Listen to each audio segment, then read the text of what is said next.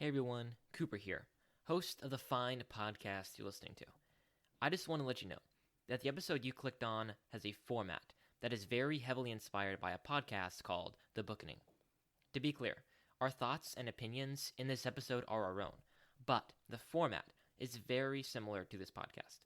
I just wanted to give you a heads up and give credit where it is due. With that out of the way, enjoy the show. Coming up next, The Rings of Power.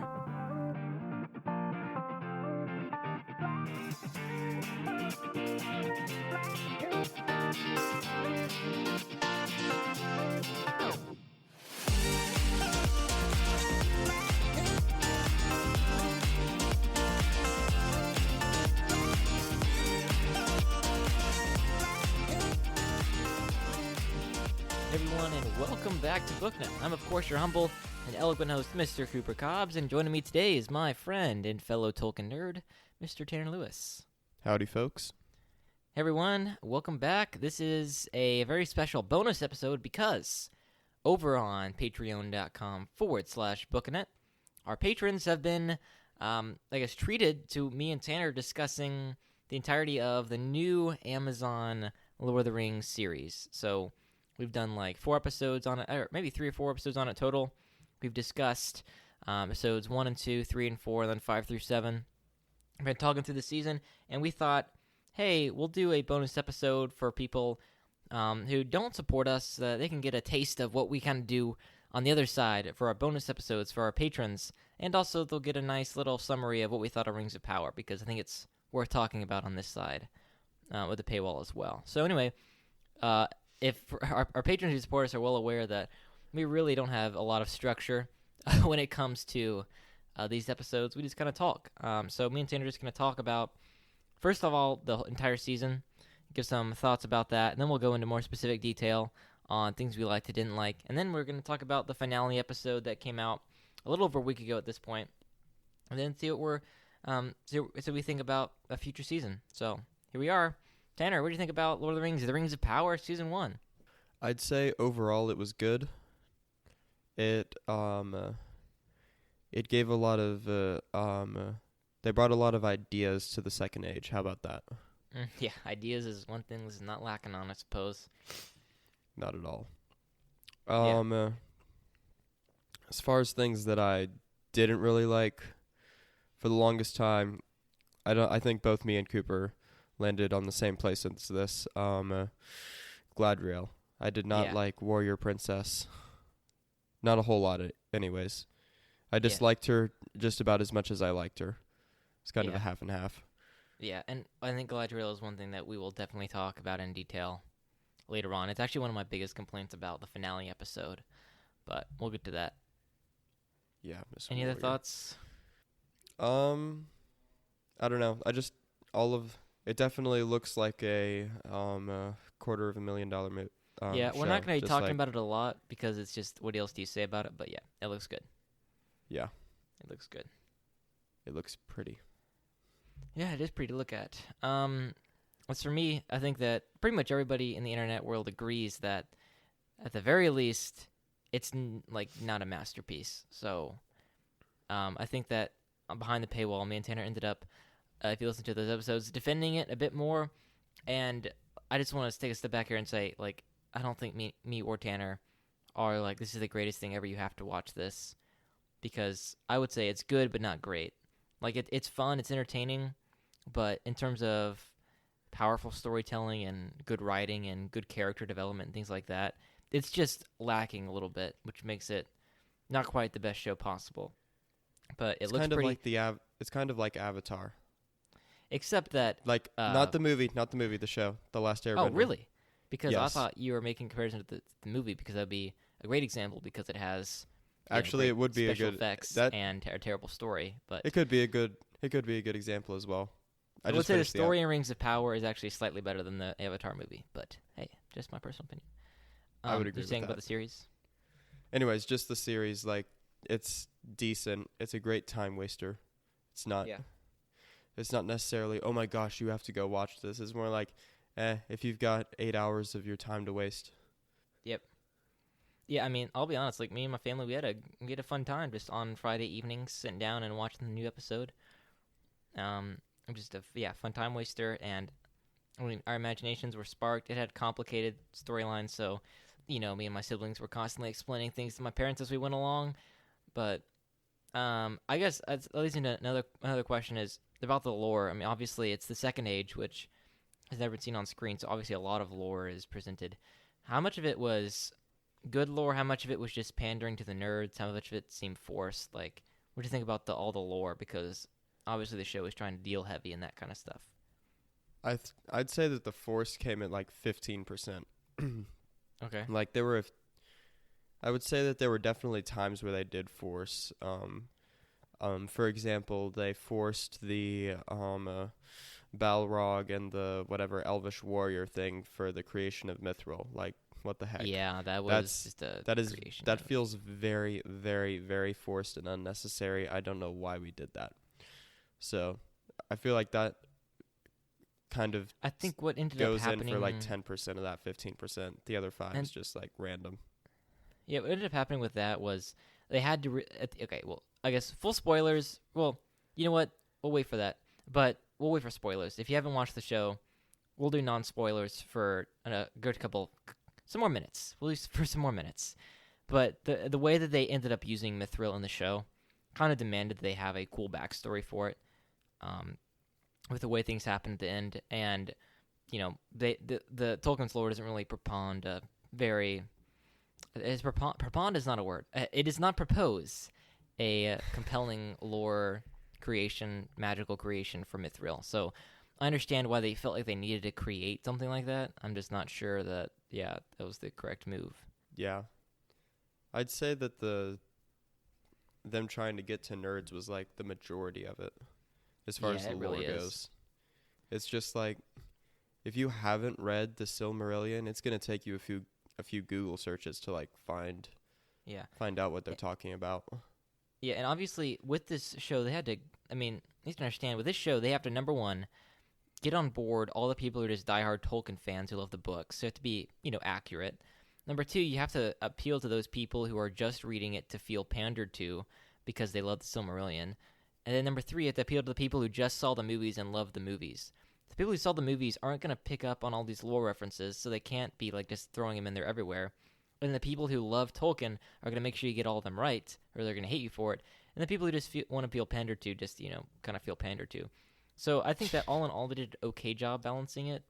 Like, there were just some times where it seemed like they were dropping a Valar for no reason, or things like that. They're making references to things that people I feel like know, or in that. Go ahead. Yeah. Anyways, just on a random note with the Valar, I feel like they didn't. Every time that they referenced them, it was like they didn't reference them in the right spots. Like there were other places where I'm like, why didn't you talk about them here? Yeah. You guys are just so you're confusing me with where you're putting in their references. Yeah, I will say the one time where I did like it, and it wasn't actually a specific reference, but it's in episode 3, where Galadriel's talking to Halbrand, and it's that scene where it's the redeem both our bloodlines, which I don't agree completely with, but she has a nice monologue that she gives about how the things that brought us together were forces of something greater, the fate or something like that, or other things that men lack the conviction to name. Ours was the work of something greater. So that in a sense was referencing them, and it wasn't stuffing lore down our throats, but also kind of made sense. So that was one sense in which I really liked that, but it wasn't necessarily a lore drop, I guess. But yeah, and the fact that they referenced the Noldor there was kind of rewarding. Yeah, I guess it was. Tanner does lean toward the people who like to get pandered to. No, I'm kidding. It's fine. He likes references and stuff. I will say like references. I like getting references as long as they don't feel like they're just throwing it in there to pander. There was one I don't really mind this, but in the song, that Poppy scene is like the wandering song. You know what I'm talking about? Oh yeah, not like all who wander. They threw that line in there. Not all who wander are lost. That was kind of like, okay, you're just throwing that line in there, I guess, but it is a cool. Hey, it makes line, sense so. because Gandalf. We now know Gandalf was there. That's where he got it. Maybe. I'm still not convinced that. Okay, I guess we're in full spoiler mode. I guess I am not convinced that he's Gandalf, and maybe it's me not wanting him to be Gandalf. Okay, here's the my dude case. So has obviously, the gray case, hair. I literally can't believe that he's not Gandalf right now, and I don't like it. No more than you do. So But the this case is just for me being the case for being blunt. Gandalf is number one. He's a character who everybody likes, so they're just gonna want to throw him in there so that, or make it seem like he's Gandalf, so they can get more people to watch the show. Which I understand when they want to do that. The other argument is that he's with the Harfoots, which will later become the Hobbits, which also prove his affinity for them. And then number three, the line that he said at the very end of the finale, which is, when in doubt, always follow your nose, which is what he says in Fellowship of the Ring. The argument against the Gandalf being the stranger, which I think is a compelling one, is the fact that You can't Gandalf... call him the stranger anymore. He's the... He's right. He's the Istar. The Istar. The Istar. One of the Istari. The argument against it is the fact that Gandalf clearly makes clear... he clearly states, he makes it clear, he never goes to the east. He's never been to the Far East. And yet, in Season 2, he will go to the Far East. Farther east than Gandalf has ever gone. So Unless it he makes doesn't it seem go to the east. Yeah, it's just the obvious kind of thing. So, as I'm saying this, honestly, at this point, it's probably 60-40 he is Gandalf. Because, number one, people always get angry because the Blue Wizards are like, they come in a pair, right? And so they got to be together somehow. But at the same time, it's like, I really hope you're not Gandalf. I hope you're a Blue Wizard. Because you can kind of... There's not a lot about you, so they can use you however they want, and you can kind of be on the sidelines, and nobody will be mad because you're not in the Silmarillion or anything like that. But That's true. yeah. Okay. They also can't be mad because they're in the appendices, so... It's true. It's like- Yes, they are. It's definitely within their bounds. Let's see. Let's start with some. Let's do some more complaints real fast before we get into our three pros and cons. I'd say, just how they handled. This would be somewhat of a finale criticism, and you know what? Let's just talk about Galadriel because that ends up being my main critique of the show, probably. So, for those of you who listen to our episodes behind the paywall, I'll just kind of summarize what I said. I don't necessarily mind them showing Galadriel how she is showed in the show, as long as that is not their end goal, and as long as they are not wholly praising her. I am fine with her being like this, and then them telling a story, and then her arc concluding with basically who she's going to be in Lord of the Rings, right? And my criticism of the show has been how much it's had its cake and eaten it too, which is how much it tries to say Galadriel is flawed and broken, needs to change, and how much she is praised for being cool. Like I pointed this out to Tanner in episode 6. Episode 6, she goes in and she charges and beats up the orcs, and everybody's like, wow, look how cool she is. Then later that episode, she literally makes some remarks that are very, very dark and to this bad guy. And he's like, he burns her so bad. He's like, maybe the quest for Sauron's successor should have ended in the mirror or something like that. And just like the sickest burn ever. And the show was like, is on the bad guy's side who said that. The show is obviously like, Galadriel is being kind of weird here. But also, it 5 minutes ago was praising her for being a warrior. So it's having this thing, and you can't have both of those things. And now, Tanner, the finale has some really cool ideas with Galadriel and didn't enact them. You can imagine, Tanner, imagine this, okay? Imagine a great story where Galadriel at the beginning of the show is broken. She's a warrior. She's flawed. She knows this. Everybody knows this. And then her arc over the season is realizing that and trying not to become that person. Then at the very end of the season, she is tempted by Sauron. She doesn't succumb, and then she gives up her dagger, right? Like, I actually like the fact that she has to give up her dagger because I think that would have been a really cool story moment for Galadriel. Except it just didn't land because they just didn't set it up enough, you know? Because it would have been the symbol of her giving up her warriorness, essentially, giving up her brokenness, in a sense, to become a better person. And that just didn't happen. And it's a missed opportunity because they had an opportunity to tell a really great story with Galadriel and just completely failed. So that's what I think about Galadriel. Yeah, I agree. You've been You know talking which about one- that a lot. I don't... Yeah, most of my beef with the show doesn't really land on Galadriel, personally. yeah. Um, And we haven't brought Celeborn back yet, which hopefully they'll do. And that'll... I wonder how they're going to deal with that, the So- way that they've been talking about the Valar. Yeah, I think that will end up happening, which I think we talked about this before, but a YouTube channel we watched called Nerd of the Rings hypothesized that the elf Glorfindel from Lord of the Rings, he became reincarnated after the Battle of Gondolin, and so we think that Celeborn will just take his place. Celeborn will become reincarnated, essentially. So, I think that's what's going to happen, but we'll see. We'll see. Okay, let's get into our 3 pros cons. So, Tanner, why don't you tell us, I guess, 3 things that you liked about Season 1 of The Rings of Power? Season 1. I'd say the first thing that I liked about Season 1 was mostly the Khazad Dûm storyline. Just like, that was impeccable. Yeah, 100% agree. There were very few things that I could argue with. Yeah. I think my favorite scene out of the entire season would have to be the mind scene between Elrond and Durin, where they're talking about their fathers. Yeah, when they're talking about their fathers. Has to be the best scene of the entire series so far. Yeah.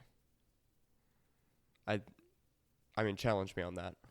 Yeah, I mean, I think that it definitely has some of the best moments. I think that's one of the better scenes. I think that was a lore reference that not only was a lore reference, but also actually contributed to the story in a meaningful way, if you know what I mean. And the way that they, like, kind of negated it after that, it was just like, yes, so well done. Yeah. I don't know. Yeah. It was pretty well just done. like, I don't know. I think that was my favorite part of the entire season, the one that actually made me, like, look forward to what they might do with the series if they have more moments like that. To some more Elrond and Durin action with the humor, with some powerful moments like that. I will say that in later episodes, it got convoluted just with the Elvish storyline of it, with nobody is really clear on how or why the elves are fading away into blackness, I guess, and how the Mithril can save them. But once you give it that, it's pretty fun. And then at the end, it's because we know the full story. We know that the dad is right. Like, you shouldn't go digging for the Mithril because there's a Balrog, and because in the story they dig because of greed, right? So in a sense, I'm not sure that the story just didn't quite. It started having us taking it too, because you're cheering for Elrond and Durin, but at the same time, we know the dad is right. So I don't know. I was really excited for that. Like, midway through the season, everybody loved that storyline, and it was still really good. It's still the best storyline, I think, but it kind of trailed off toward the end with the convolutedness of the elves, and then the just the dad being right and the show not wanting to give it to him. So a lot of this is just the show. Like, all of our complaints are just the show not having a stance. Honestly, like, we criticize it. Like, it and the thing is, it's not just fully praising Galadriel for being a warrior princess, but at the same time, it's not willing to take a stand either way. And so, like, make a stand. Like, we can, like, make a stand, and then we'll criticize you for doing that. But it's just hard to. I would honestly criticize it more for not taking a stand, for taking the wrong stand. So we'll see how that turns out in later seasons, I guess. Yeah. So that's my first pro to the season. That that storyline, very good. I'd say my second favorite part was I guess now seeing how they turned the way that they used the Stranger and Halbrand is like, ooh, who's it gonna be? We've got 2 choices, guys. One's right, one's wrong. Yep. I don't know. That was pretty fun. Yeah. The way that they did it wasn't amazing, really, but it was entertaining, especially in the finale. So my sisters are watching this show. You know Kirk Cameron, right?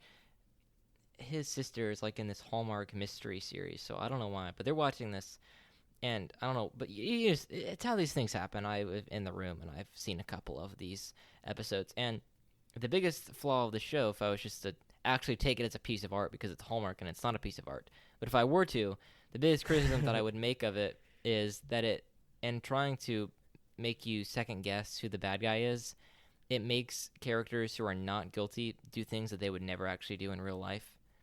Like, if this character was innocent and they have a good alibi, they would never lie to the police. They were going to have them lie to the police so we can think that they're like that. So I would say I kind of agree with you, but at the same time, this show intentionally throws us off by, like, the whole finale thing with the cultists thinking that the stranger was Sauron. Like, we never knew why they thought that, because Sauron didn't crash from the sky. And we never set up why they thought that the stranger was Sauron. So I never bought it that for a second when they said that he was Sauron. So I don't know. Like, it seemed like they were just intentionally misleading us so they could have a big reveal. He was acting like it though for the longest time. Right, but the thing is, like, I don't know. I would say that I'm fine with the stranger and Halbrand's storyline until the finale when they try to fake us out with that. And actually, I did an episode where I watched the show and talked at the same time. It's like a watch-along thing. And so we talked about that a little bit, how the moral of that little arc is you can choose to be good. But, like, I don't know. There's something wrong about that because he's a wizard, and so he is good. And if he was Sauron, he is the embodiment of good. Actually, that was a good... I actually really liked that. I liked the way that they did... I guess that's my number 3, because I can't think of a third one. Like, their play on good and evil. Like, I love, for once, they actually took a real, like, Prime Video, Amazon took a stand on on a right and a wrong. Like, they kind of had to because it's Tolkien. But I kind of have to hand it to them that they actually, like, took a stand on what's right and wrong. Because in a lot of their stuff, they don't really, in a lot of their whatever Amazon original, whatchamacallits, Prime original, I have no idea what they call them. Like, they don't take a stand on what's good and what's evil. Like, I don't know, they just came out with this new show, The Peripheral. I watched, I don't know, I skipped through and watched the most interesting parts that I saw. To the first 2 episodes. Took me like all of 30 minutes to watch 2 hours of a show. But like they didn't take a stand on what's right and wrong in those. Like, they're just like, it's okay. Right? Like, they're like, the storyline's cool. It all works, but, you know, the moral actually doesn't really matter. Like, there's not really a reason why this is happening. It's just happening. Mm-hmm. Accept it. Move on. Yeah. And I'm like, terrible story. Right? Because... I kind of push back on what you're saying.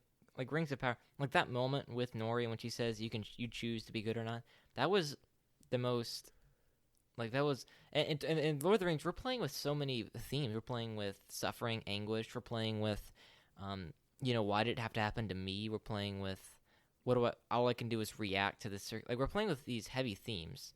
And the biggest that Rings of Power ever delves into themes is that you can choose to be good. And like I said, I think that they would have and obviously, because it's Tolkien, they just have to somehow line up on the correct side.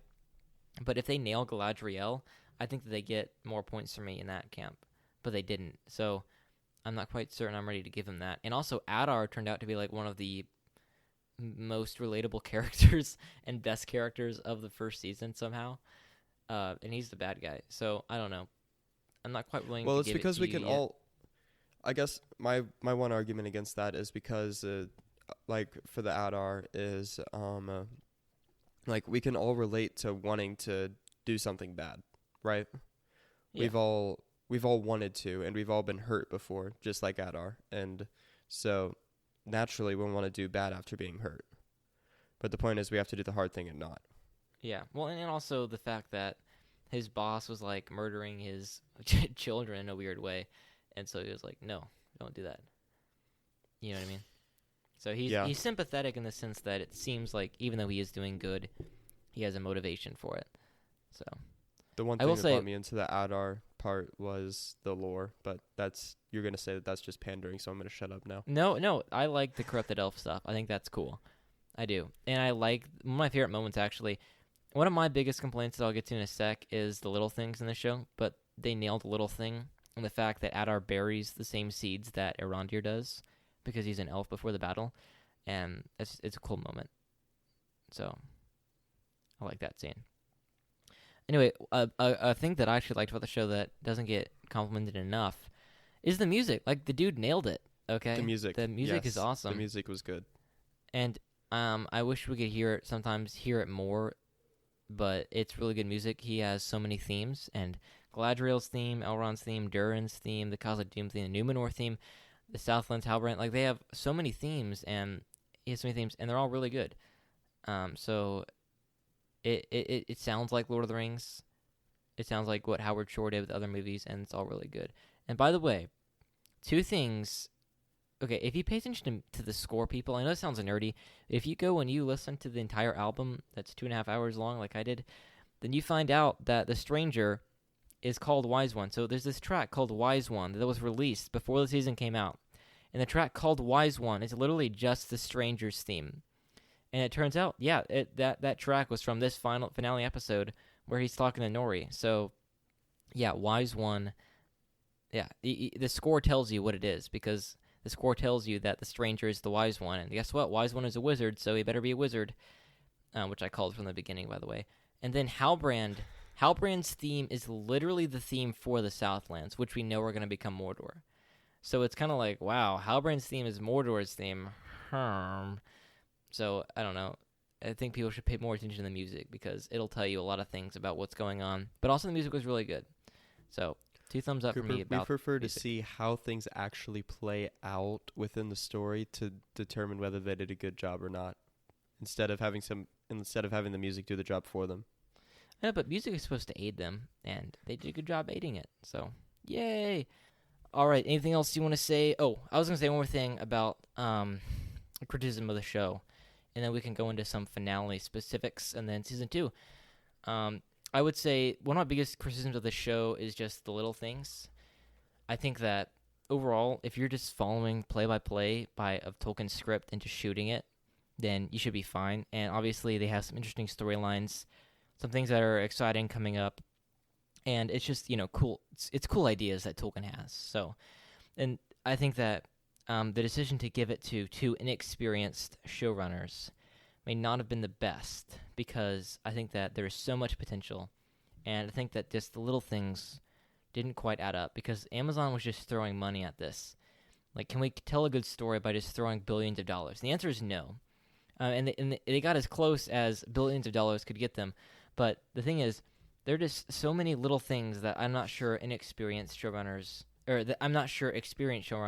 would have done that these people did. It's just the little things that take you out, because one moment you're getting an interesting storyline, cool stuff, and then this random thing happens. Like, Khazad-dûm is one of our favorite storylines. They need to bring in episode 2. Christopher Nolan. They should have brought in Christopher Nolan. Well, it's not that. It's just someone with more experience. My slight point is playing to your little things. Like, Christopher Nolan would have nailed the little things. That's what he's good at. That's my argument. I'm not sure Nolan would work for Amazon, but anyway. Episode 2, Elrond and Celebrimbor just take a stroll several miles down to Khazad-dûm with nothing else. And it just jerks you right out of the story, because you're like, these people just walk there. That doesn't seem right at all. And so it just jerks you out of the story, and then the next Khazad-dûm comes, and it's awesome, it's epic, but you've been taken out of the story, like jolted away from the story by this little thing that doesn't really add up a lot, but it happens. And so... yeah, it's gone now. That is one of my major criticisms, like just the map. Takes me out of the show. Like the way that they, not their map, like not the legitimate map, but like the way that they portrayed everything, like all of the traveling, like to get from what city is Celebrimbor at? Eregion. Like to get from Eregion to Khazad-dûm, and like if we're looking at the map, that's like half of Frodo and Sam's journey. No, it's not. They're neighboring cities. How close are they? They were like... They're pretty close. I'm pulling up the map. So they're not walking from Lindon. They're walking from Eregion. And Eregion's really close. It's like 10 miles. But at the same time, like, that's a day's journey probably. And at the very least, even if it wasn't, it's still a couple miles, and they would have come with, at least on horses or on something like that. You know what I mean? Another example is Numenor just feels clean. Like, it doesn't have the feeling of a real town. ROPmap.com. They have an entire thing for the Rings of Power and an interactive map. Huh. This is Interesting. amazing. Okay, continue. Anyway, like Numenor just feels so clean. Like it doesn't have that weathered look. Like the docks, the sailors look so clean and pristine, and the docks do. So this doesn't feel like a real city dock area. Because even though Numenor is great and it looks fantastic, just the little things like that jerk you out of the story. And you're like, man, I don't really buy this. And then the most idiotic thing that the show did, which is just as a little thing, but in episode 7, we talked about it, when they revealed, okay, the Southlands are now Mordor, they did like a transition on screen. It was like, the Southlands, now Mordor. And it was like the dumbest things because everybody who knows Lord of the Rings instantly knew that place was Mordor. Like, we didn't need anything. I talked about this actually on a Patreon post. 2+2 storytelling. We had 2+2. We made 4. Okay, there's only a small percentage of the population maybe that needs to be told this is Mordor. And there's a way better way to do that than just yelling at them on the screen with cool font that says, I don't know. And it's just a little thing. It's like, man, that was so on the nose and dumb. I can't believe you did that. So, I don't know. There's just little things like that just take you out of the story and make it less compelling overall. So, at the end of the day, I would give this like a 6.75 or a 7. And it easily could have been higher than that if the little things were better. And if it was maybe more experienced people running the whole show. So, Agreed. all right. Anything else you want to say about that? No, not really. You do a very good job of wrapping up my thoughts when it comes to that specific Thank thing. you. Anything you want to say about the finale? We kind of touched on it just because of the piece it plays in the overall narrative of the show. But I was grateful that they put a lot of action in, but, finale. yeah, But I think that they did a good job of cutting back and forth between the stories. They wouldn't let us get too bored. Yeah, between all of, not even, was it only, I feel like it was 3. No, we had the Stranger storyline, then we had the Ring, Forging the Ring storyline. And that was it? And that was it, yeah. Because we didn't have Southlands, we didn't Okay. have Khazad-dûm, so that was it. Oh, we had That's right, we that's had right. we Yeah. had like 1 or 2 scenes with Numenor heading home. We had Numenor in there. Sorry. Yeah, we had Numenor as well. Yeah. I was like, I Yeah. could have been, I thought that there was another one. Yeah, anyways, I think they did a good job of cutting back and forth in order to, because they had Numenor, because they had Pharazôn What's her name? and Aorian and the king dies and Yeah. Muriel is looking out. Yeah. Yeah, and whoever the girl Elendil. is, Oh, Aorian. Isildur, Yeah. Isildur, Yeah. Aorian, yeah. Yeah, Yeah, I mean, there's that Numenor, scene. I'm looking forward to most for season 2, and I think this episode did a good job of setting that up for sure. They did. I do have a problem though. Okay. Actually, this is one of my major problems with the series at this point now. If Sauron has been revealed as Halbrand, and Halbrand was in Numenor already, what Correct. happened in Numenor that he has already corrupted them? So there's that scene, right? This where, is my major problem. where Galadriel, I know there's the scene where they cut. right, and so Where it's they cut implied that he off. talked to Pharazôn there. I know, but I don't think that was enough. It wasn't. Not well, enough he's, to he's get him gonna to come back to 9. Numenor because in the next season we've got to have the War of Elves of Sauron, and then Sauron's gonna go to Numenor, corrupt them, and then the last alliance is formed, right? Oh, right, because he reincarnates there after After the destruction, yeah, he Right? reincarnates. the destruction. Yeah, and he can't have a fair Okay. form, and then the last alliance Good. is formed. We got and that you cleared fight him. What was I saying? Oh, they did a really good job of like, we're gonna ride this until it gets boring, and then we're cutting over to some place where we had just gotten exciting again, right? Yeah, the only place I would say they failed was at the very end when Nori is going off with the stranger. Like that. I stuff know just they really drug like on spending and too on. much time with those Yeah, Harfoots. Poppy left and then came back for no reason apparently. Oh my gosh, they spent too. Yeah, it was so I was long. like, My dad I actually when I fast-forwarded watched that it for 'cause the it's just first- so long. me too. I fast forwarded it. I was like, what the heck? I want to know what's happening with the ring.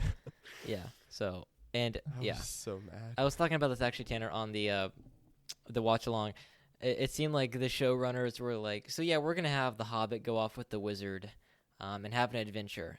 But no, Sam is not going with Frodo. Are you kidding me? We draw the line at one trope, okay? One trope only. You know, because Poppy doesn't go. Because everybody's like, oh, Poppy's going to go. And then the Poppy doesn't go. And they're like, how did you really think Poppy was going to go? Like, what made you think that? Like, We're not that idiotic, right? It's like only one. We're only gonna have one thing that looks like Lord of the Rings, right? So I thought that was kind of funny. It was Stupid pretty at the same funny, but time, it was just like so stupid, like having her Yeah. ignore her for a second yeah, and then they like come back running for at no her reason. and then crying for like I Yeah, think I looked it at was- it. It was like a full 2 minutes. I'm was sure 2 it was minutes. a full 2 minutes. I was like, man, the stranger was a is full 2 minutes really of patient show. because I would have walked off by then. Well, 2 minutes in real life is a lot different than 2 minutes in a show. Yeah, that's true. But the dude was waiting That's up my there like argument. for a long time too. Yeah. Anyways, he Oh. was standing up there for a long time. Uh, I did think about that though. I'm like, Yeah. why is the guy still standing there? Why hasn't he just left already? She's already said that she's not coming. Yeah. I will say another thing with the little things that I was talking about earlier. I talked about this as well, but there's no reason why are the cultists. Why do they think that the stranger is Sauron? We have no idea why. They're not set up at all, and they're just gone. And then all of a sudden, the wizard's able to talk fully, and the implication here is, I think that he realized who he was, kind of, and so the veil was a bit lifted, so he knew how to talk, I guess. But that was never talked about or implied or set up in any way at all. So, but I besides feel like that, it was kind of implied. I feel like it was kind of implied because Yeah. the cultists were like, the veil will be Right. lifted. yeah, it was implied, but I'm not sure it was quite enough. But yeah, it was implied for sure. I and just kind of then- ignored that a little slightly. Yeah, I did too. Slightly. I did too. And then Sadat gets stabbed, is fine, and then dies suddenly when we need him to. Like, Yeah. come on. I did kind of enjoy But that he other was than that, I kind think that finally storyline dead. was fine. He was one of my least favorite characters, other than the other than his wife. His Oh, wife was yes. pretty Yeah, his wife is pretty annoying. Oh my gosh, she is, yeah. And then we have the Forging of the Rings taking place, the 3 rings. So, The okay, 3 rings. here's another thing. Excellent. Here's what I talked about. It was really fun to watch the first time. The second time that I watched it, and I said this on the thing, I really feel like this episode should have. We've already had the penultimate episode. This really should have been setting up the next season. So what should have happened is he gets healed. He starts talking to Celebrimbor and Elrond, and okay, we've set up. Galadriel is suspicious of him. He's gonna help them forge the rings because this is how it looks. We have this Lowlander, as Gil-galad called him, the Lowlander king comes and one day teaches the greatest artisan and worker of metal and this kind of thing in the world, teaches him how to create the most powerful things ever created, pretty much, in like one day. Like, no, I don't buy that at all. What needs to happen is and I understand, like, the way the whole season was structured, it wouldn't work. But you need to have an entire season with them in Eregion where he is basically just tempting them. Or not tempting, but, like, you have to have time where Celebrimbor learns to respect him. You have to have time where he reveals more and more about himself to where, okay, he's conceivably someone who knows about these things. Because in the Silmarillion, he's Annatar. He's the lore master, right? He already knows all this stuff because he's studied for a long time, and so he's believable. But in this case, he's just this grimy mortal king, right? And so I just don't buy that in a day he teaches these elves how to create. So I just think we need to set up an episode 8 here.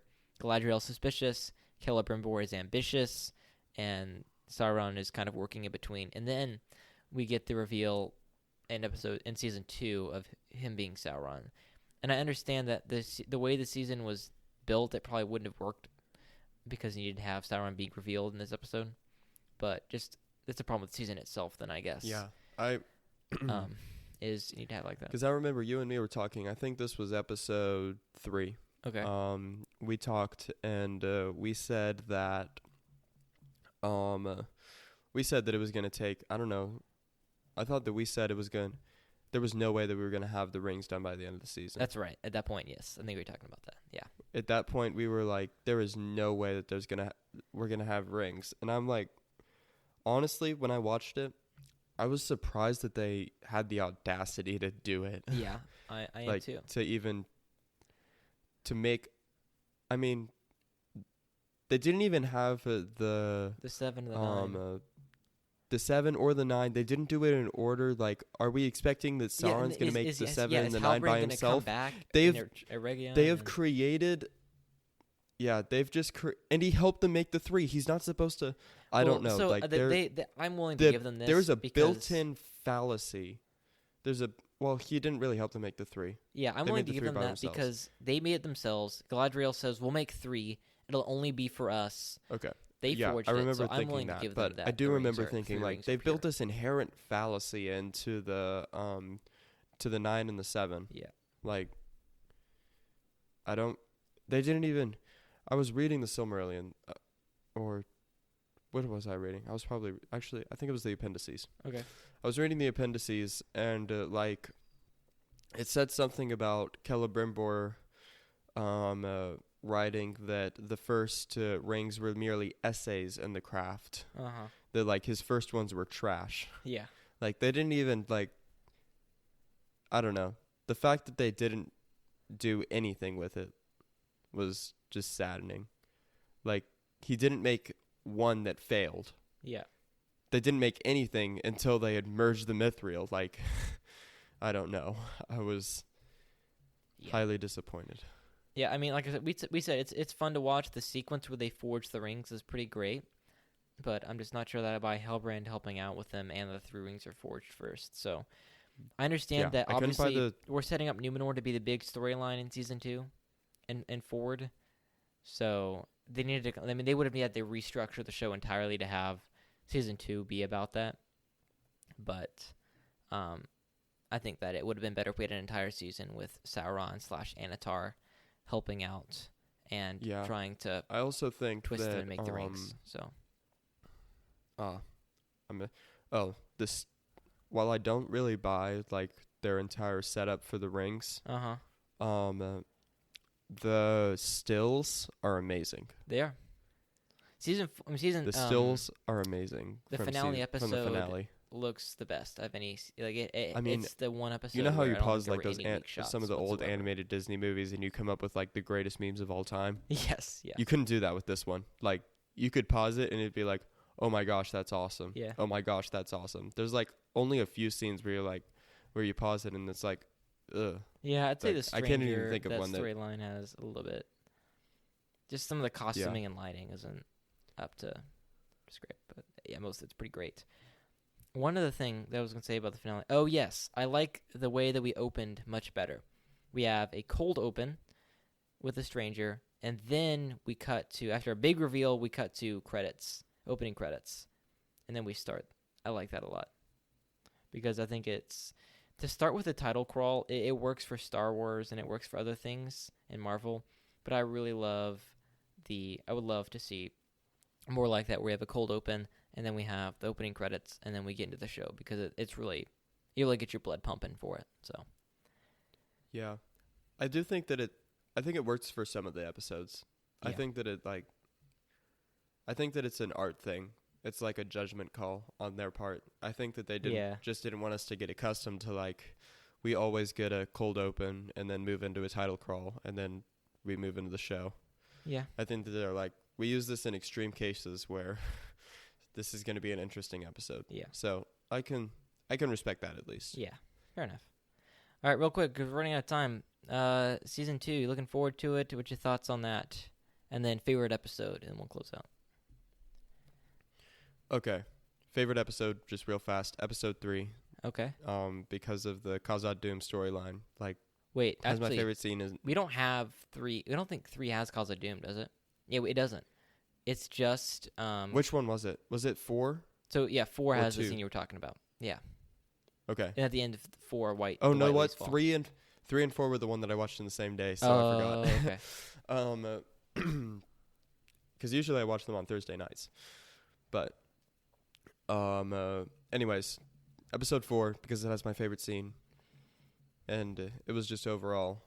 Yeah, I'd I say don't know. 4 as That well. was kind of my favorite. It just kind of like it Because started 4 moving has us no in a direction. Harfoots. 4 has no Harfoots, Yes, which is when the Harfoots no were really Harfoots annoying. at all. We had Cause of Doom. We had Numenor.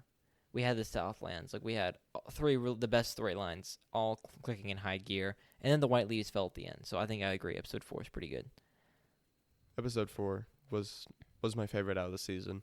Although I will say, towards the end, I didn't hate the Harfoots as much No, because I they didn't kind as of well. like. I think that they finally realized after. I feel like as they were writing the story, they got to those final episodes and they're like, well, I don't really know what to do with the storyline anymore. Yeah. Right? They're like, I guess we better start doing stuff with it. We've run out of time, guys. Yeah, we run out of time just So- having them do nothing. So Yeah. Anyways, that's my favorite episode, episode 4. okay. Season 2.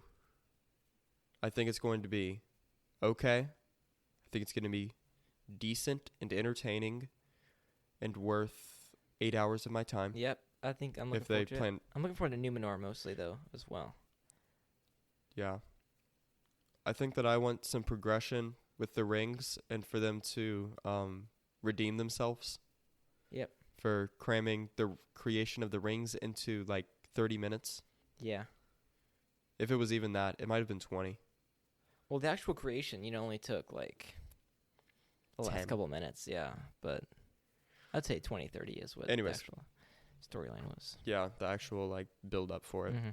Anyways, I want them to redeem themselves from that.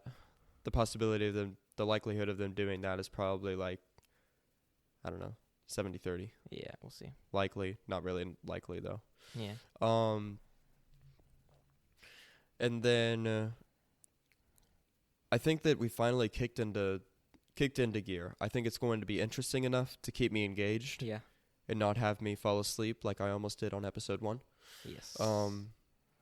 Just because we have things to do, guys. Yep. 5 seasons to get through a couple hundred years of history. I agree. Looking forward to Actually, here's one thing I hope they do well with season 2. We have a couple hundred years that's going to pass. Yep. If they can't keep everyone alive. Like they have to. they're going to have to It's sacrifice. not going to be a time jump. And if they don't sacrifice, I'm going to be mad. Well, the thing is, I'm going to legitimately go because off handle. Elendil and Isildur are alive, as well as Pharazôn and Miriel. So we have the big Numenor I know, that's- mortal people alive already. So we can't jump ahead more than 50 years over the course of the series. These people, they tied their hands behind their back. Yeah, well, we would have done it differently, for sure. I guess any final thoughts? I'm gonna go ahead and start with final thoughts. I think that the criticism has been mostly unwarranted. I would say. Obviously, I'm not gonna label. I think Amazon labeling people as bigots and racist because they don't like the show is stupid. Just because you don't like the show doesn't mean you're a bigot or racist, obviously. And Amazon is just trying to do whatever they can, I guess. But at the same time, I really do think that for the most part, these people have tried to adapt Tolkien in a way that they think Tolkien would like. Tolkien obviously wouldn't love this show for other reasons, but I think they try to do a good job in making a good faith adaptation of the source material. I think they made some mistakes with Galadriel, but overall, it was fairly entertaining. It's got interesting storylines. Khazad-dûm was great, and I'm looking forward to season 2. So that's my final thoughts on the season. For you, Tanner? Yeah. Enjoyed the Khazad-dûm storyline. By far the high.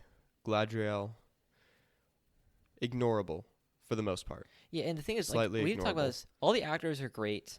Galadriel is a good she has a good actor. Morpha Clark, I guess is her name. She's doing a fine job despite the source material that has been given to her.